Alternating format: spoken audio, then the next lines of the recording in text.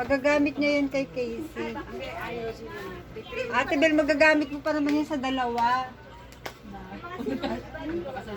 Pag nagkasala na. Hindi beige, mga ganyan. Kasi hindi ko pwede kong mag-ano dun sa kulay nila, pero ang mga Maganda, Ate Bel. mga ganyan, saka mga beige ko. Ang tingnan mo sa salamin. Doon sa salamente. Para makita mo yung ano. Yan. Yan.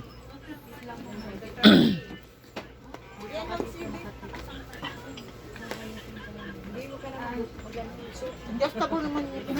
Oo, pwede. Precise naman pala yan. Kahit hindi na... Yan. Pang maliit, pang ano pwede ko. Presenting Ninang Bel Vergara from Pasig. Kailangan nasa likod kayo, ma'am. Ayaw magkaganon.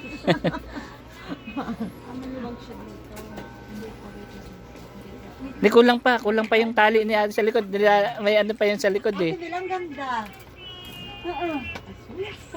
Maganda yung kulay ba? Hindi ito kulay ko. Saka ba? Ha? Ay. Yung isa. May short ka pa doon. Meron. Pero mas ano ka?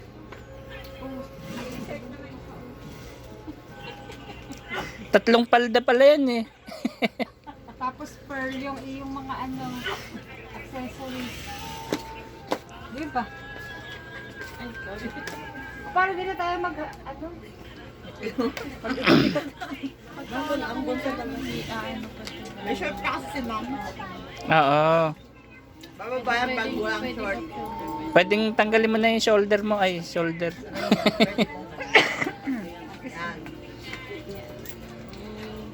Hindi pa pala ano. Pwede ba siya? Yes. Lagyan natin ng water.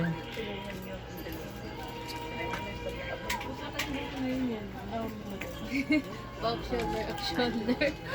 Oo. Ate Bel, okay naman yan. Oo. Ayaw ng color. Maputi ka nga. Sabali naman sa Hindi na, ibang ang kulay natin. ba? Hindi, huwag mo na pasabayin ang loob ko, Brenda.